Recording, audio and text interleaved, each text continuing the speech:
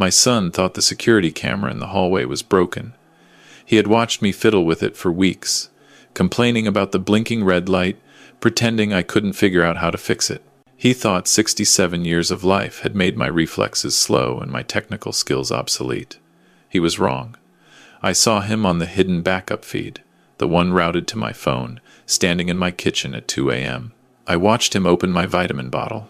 I watched him replace my heart medication with something else. And when he screwed the cap back on with that satisfied smirk, I did the only thing a father who had just co-signed a $200,000 loan for his son's failing business could do. I swapped the bottles.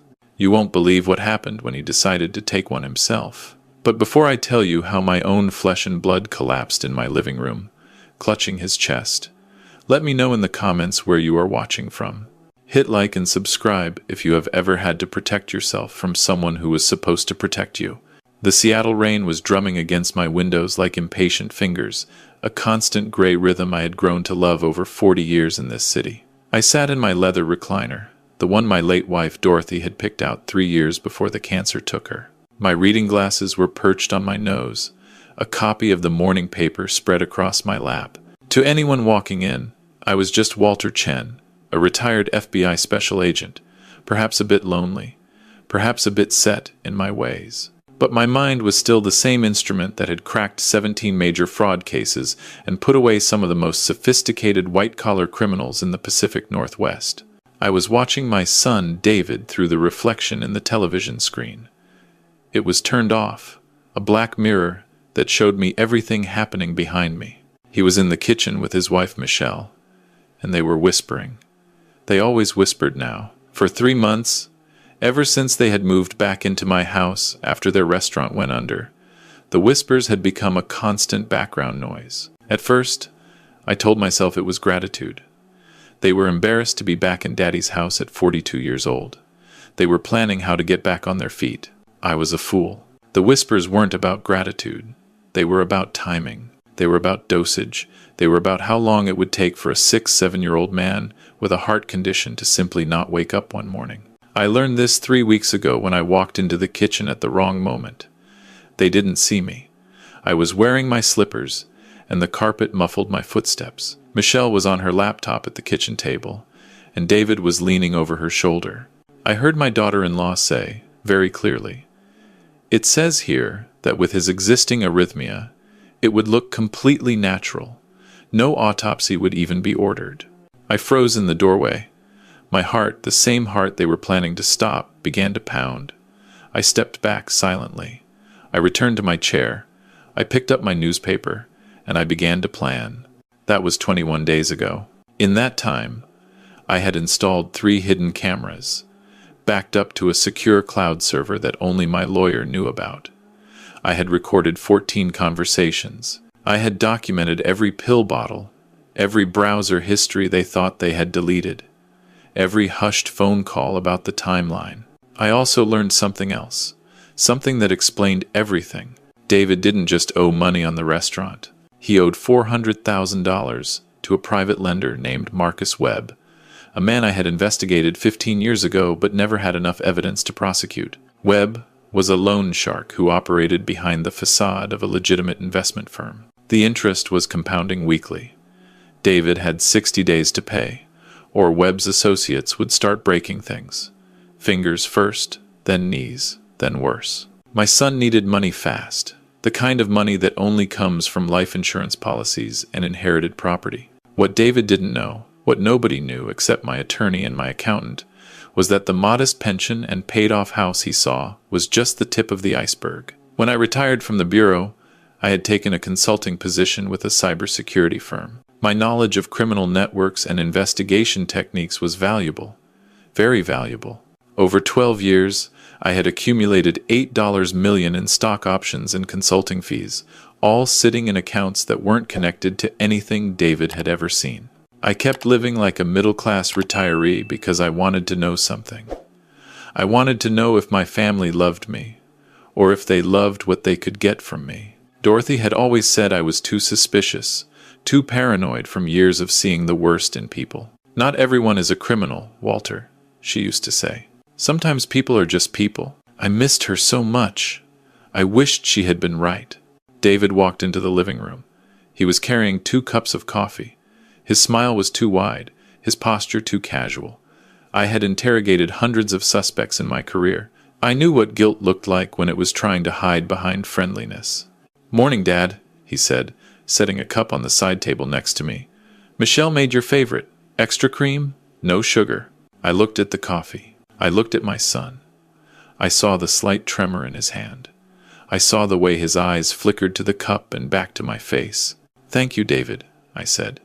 My voice sounded old to my own ears. I made it sound older. "You're too good to me." He sat down on the couch across from me. He was watching. They were always watching now. I picked up the cup.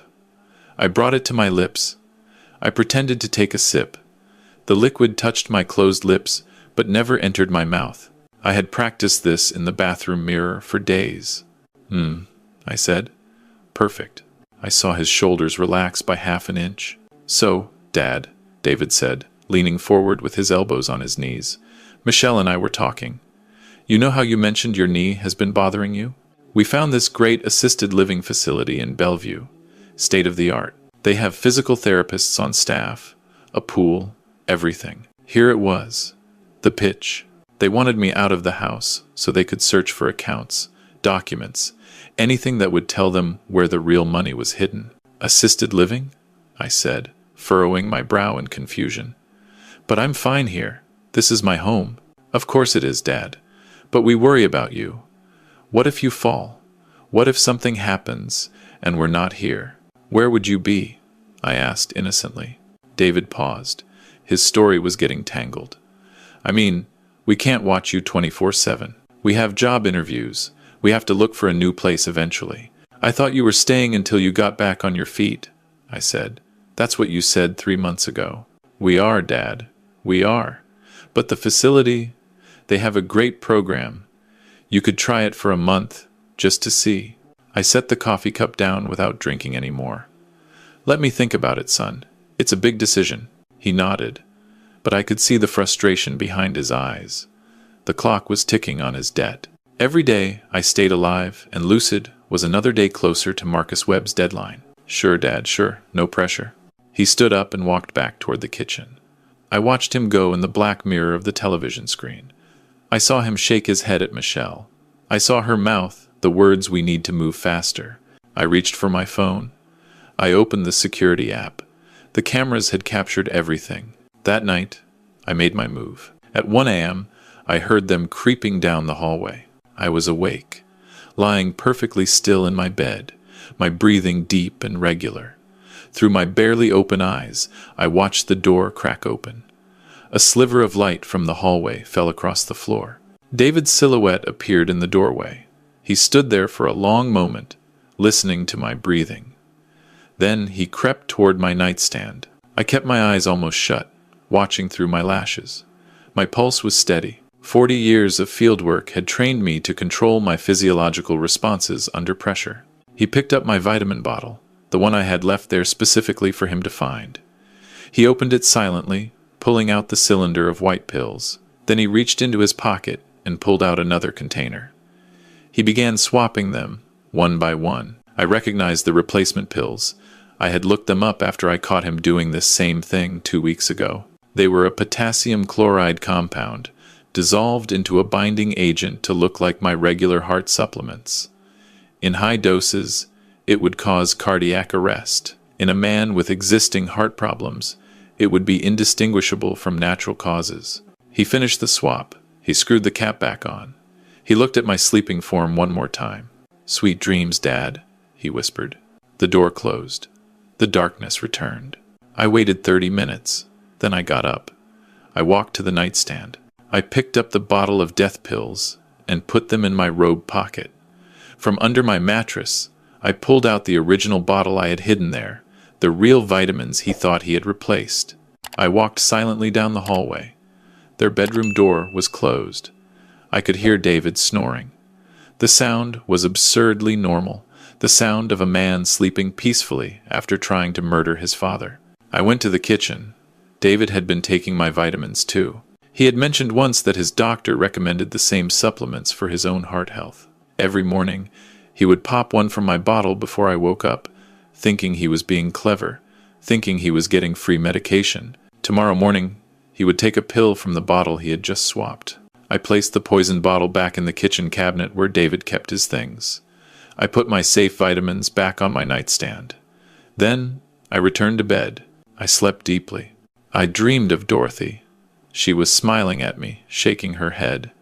"Still suspicious," she said in the dream. "But this time, you were right." The next morning unfolded like a slow-motion car accident. I woke up early and positioned myself in the living room with my newspaper. I heard David and Michelle moving around in the kitchen. I heard the cabinet open. I heard the rattle of the pill bottle. "You want some eggs, Dad?" David called out. "That would be lovely, son," I replied. I heard the sizzle of the pan. I heard the clink of plates. And then, about 20 minutes later, I heard a crash. I didn't run. A 6, 7-year-old man with bad knees doesn't run. I walked, slowly, playing my part to the end. David was on the kitchen floor. He was clutching his chest, his face twisted in agony. Michelle was screaming, kneeling over him, shaking his shoulders. "David! David, what's wrong?" I stood in the doorway. I looked at my son writhing on the tiles. I looked at the pill bottle that had rolled under the table. I felt something cold and heavy in my chest, but it wasn't grief. It was the weight of certainty. "Call 911, I said calmly. Michelle scrambled for her phone, her fingers shaking so badly she could barely dial. He just collapsed. He was fine, and then he just collapsed. I walked over to David. I knelt down beside him, my old knees protesting. I looked into his eyes. They were wide with terror and confusion. "Dad," he gasped. "Help me, please." I leaned close to his ear. My voice was barely a whisper. "I know what you did, David. I've known for weeks. I have it all on camera. Every conversation, every pill swap, everything." His eyes went even wider. The terror shifted, becoming something else. Recognition, understanding, the horrible realization that the prey had become the predator. "The ambulance is coming." Michelle was sobbing into the phone. "Please hurry! Please!" I stood up. I stepped back. I watched my son's karma play out on the kitchen floor. The paramedics arrived 7 minutes later. They worked on David with controlled urgency, starting an IV, monitoring his vitals. One of them looked at me. "Sir, does your son have any medical conditions? Is he taking any medications?" I pointed to the bottle under the table. "He takes those vitamins, same as me, for his heart." The paramedic picked up the bottle. He opened it, looked at the pills, and frowned. "These don't look like standard supplements." "No," I said, my voice innocent and confused. "He must have mixed something up. He's been so stressed lately." They loaded David onto a stretcher. Michelle was hysterical, clinging to his hand. As they wheeled him toward the front door, she turned back to look at me. "Are you coming?" she demanded. "I'll follow in my car," I said. "I need to get my jacket and my medications." They rushed out. The ambulance lights painted the gray Seattle morning in red and blue. I stood at the window and watched them go. Then I pulled out my phone. I called my lawyer, Raymond Torres. He answered on the first ring. "It's happening," I said. "Is he alive?" Raymond asked. "For now. They're taking him to Swedish Medical. The wife is going to try to spin this. She'll claim I'm senile. She'll claim I mixed up the pills. Let them claim whatever they want, Walter. We have the recordings. We have the security footage. We have the browser history showing them researching potassium chloride overdoses. I've already prepared the documents for the prosecutor's office. We can have them arrested within hours." "Not yet," I said. "I want them to think they've won. I want them to get comfortable. I want to see exactly how far they're willing to go. Walter, that's dangerous. If they suspect, they won't suspect. I'm just a confused old man who can't program his own security camera, remember?" There was a pause on the line. "You're enjoying this." "No," I said quietly. "I'm not enjoying any of it. But I'm going to finish it, on my terms." I hung up. I got my jacket. I drove to the hospital. The emergency room was chaos. David was in the cardiac unit. Michelle was in the waiting room. Mascara streaked down her face, working her phone frantically. I shuffled in, playing the worried father, and sat down beside her. "Any word?" I asked. "They say he's stable," she said, not looking at me. Her fingers were flying over the screen. I glanced down and saw she was texting someone. The name at the top of the thread was Marcus W. She was already reaching out to the loan shark, already spinning a new story. A doctor came out, young, competent-looking, with tired eyes. "Mr. Chen, I'm Dr. Williams. Your son ingested a significant amount of potassium chloride. We were able to stabilize him, but we need to know where he got this substance. The police are going to want to ask questions." Michelle's head snapped up. "Police? It's standard procedure when we see a potential poisoning," Dr. Williams said. "The concentration in his system was too high to be accidental." Michelle stood up. Her eyes darted around the room like a cornered animal. Then she looked at me, and I saw the exact moment when she decided to sacrifice me. "It was him," she said, pointing at me. "My father-in-law. He's been confused lately. He keeps mixing up his pills. He must have put something in David's vitamins by mistake." The doctor looked at me. I let my face crumple into bewilderment. "I don't understand," I stammered. "I take the same vitamins. They're just supplements." The doctor said they were good for the heart. "He has dementia," Michelle pressed on. "We've been trying to get him help. We were looking at assisted living facilities. He refuses to go. He's in denial about how bad it's getting." The doctor frowned. "Sir, do you know what day it is?" "Thursday," I said. "It was Thursday, December 11th. And do you know where you are?" "Swedish Medical Center. My son is here because he had some kind of episode. I don't understand what's happening."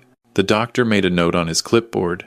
He wasn't convinced by Michelle's story, but he wasn't dismissing it either. This was the gray zone they were counting on. Confusion, reasonable doubt, a plausible explanation that would make everything go away. 2 police officers arrived about an hour later. They asked questions. Michelle gave her statement first. I could hear her through the door, crying, explaining how I had been deteriorating for months, how they had been trying to get me help, how this was all a terrible accident caused by my failing mind. Then they came to me. I sat in the plastic chair, my hands folded in my lap, the picture of a bewildered elderly man.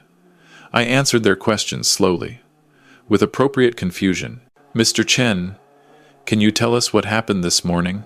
I was reading my paper. David was making breakfast. Then I heard a crash. He was on the floor. Michelle was screaming. I called for help. "Did I do something wrong?"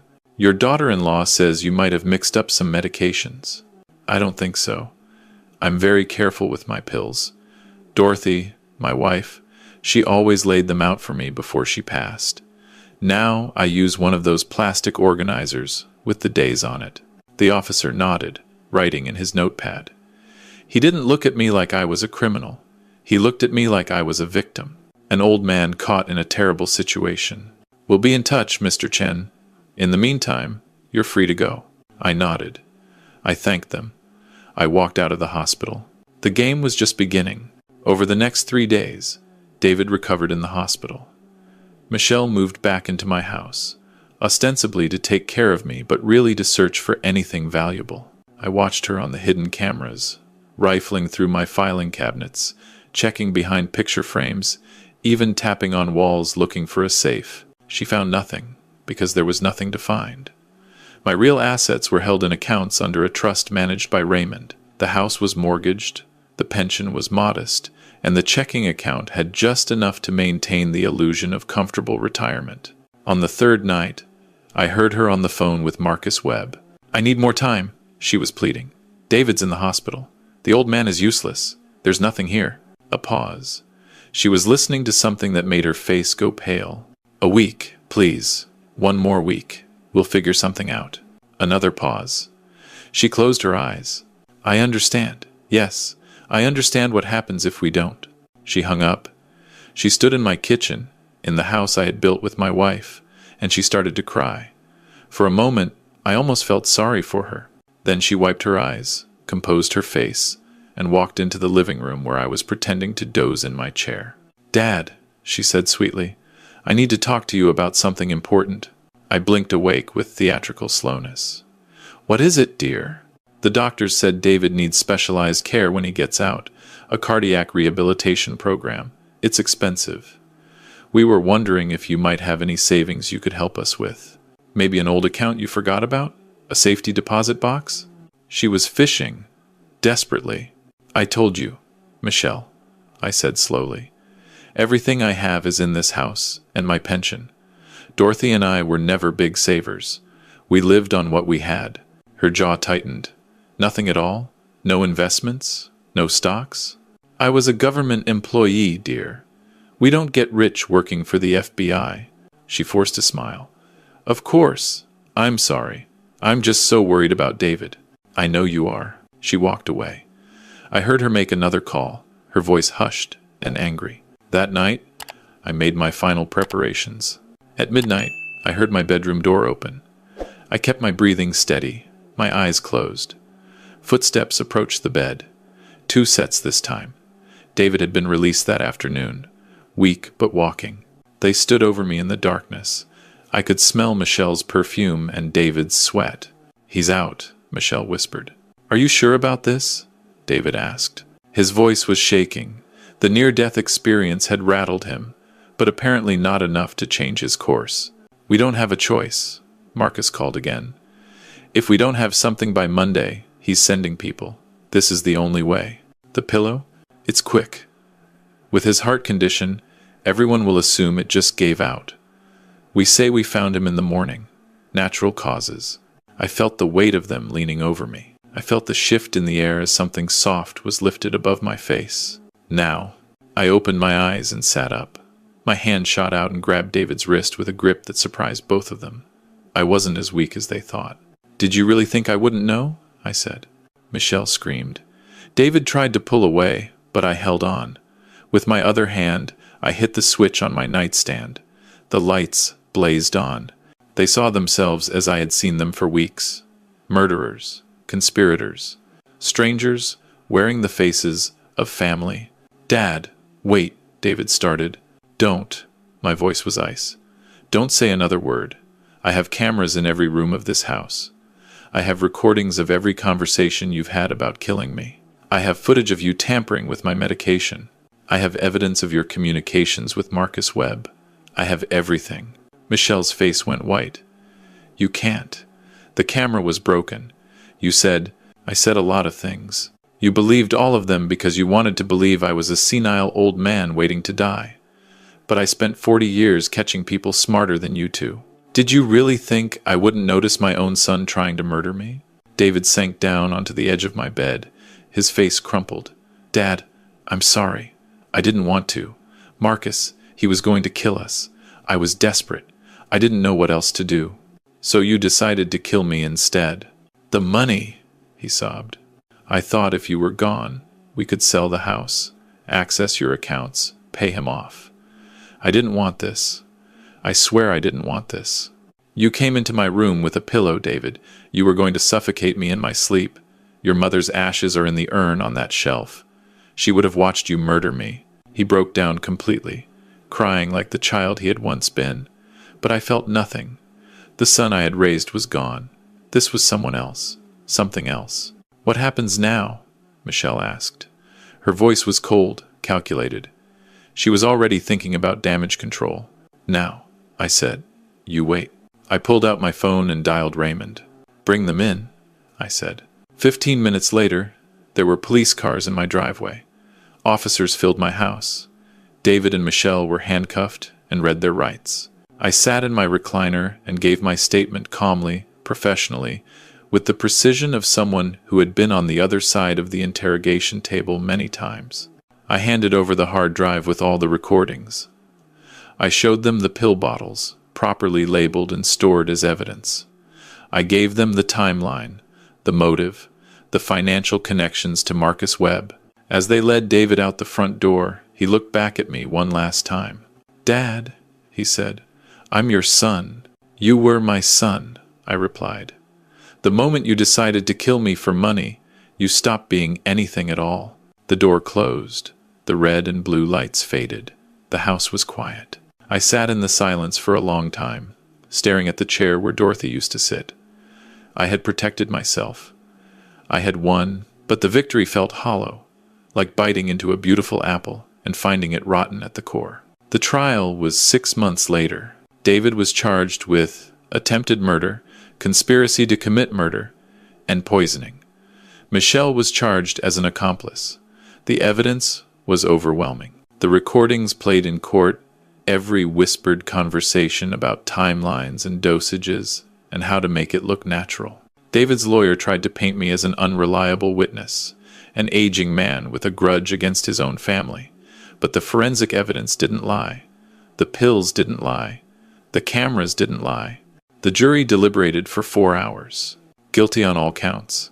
David was sentenced to 25 years. Michelle got 18 as an accessory. As the judge read the verdict, I sat in the gallery and watched my son's face. He didn't look at me. He stared straight ahead, empty, hollow, the same way I felt. After the sentencing, I went to see them one last time. The visiting room at the county jail was cold and institutional, all concrete and bulletproof glass. David sat on the other side of the partition. He had aged 10 years and 6 months. His face was gaunt, his eyes sunken. "You came," he said. "I came to tell you something." I picked up the phone receiver. "Something you should know before you spend the next quarter century in there." "What? The money you were trying to kill me for? The house, the pension, the life insurance? It's gone." He blinked. "What do you mean, gone?" "I donated all of it. Every cent. The proceeds from selling the house, my retirement accounts, everything. Half went to a fund for victims of elder abuse. Half went to a debt relief charity that helps families escape predatory lenders like Marcus Webb." His mouth fell open. "You gave it all away?" $8 million, David. That's what I had. That's what you would have inherited if you had just been patient. If you had just loved me. Your mother and I spent our whole lives building that nest egg, planning to leave it to you, and you threw it away for a loan shark and a desperate scheme. The color drained from his face. 8 million? You murdered your father for an inheritance that doesn't exist anymore. You're going to spend 25 years in prison for nothing." He started to shake. "Dad, please. I didn't know. I didn't know there was that much. You thought I was a poor old man with a house and a pension. You thought you were entitled to whatever I had. You thought you could speed up the timeline." I stood up. I placed my hand against the glass one last time. "Goodbye, David. I won't be coming back." I walked out of the jail. The Seattle sun was breaking through the clouds for the first time in weeks.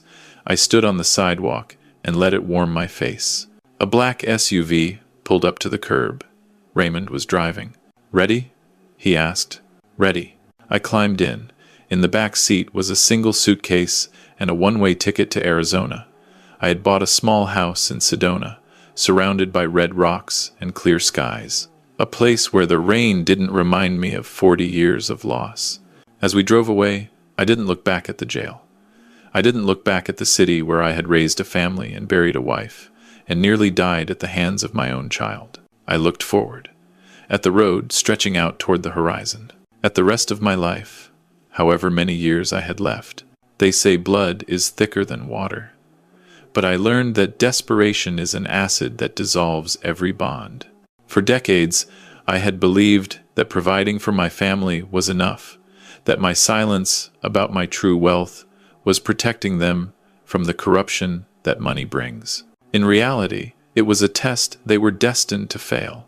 True security isn't the millions in the bank. It's knowing who you can trust when everything is stripped away. If you're sitting at a table where the people who should love you are calculating your death, don't wait for them to make their move. Make yours first. If you have ever had to cut off a toxic family member to save yourself, tell me your story in the comments below. And remember to like and subscribe to Obsidian Vengeance for more stories of justice and survival.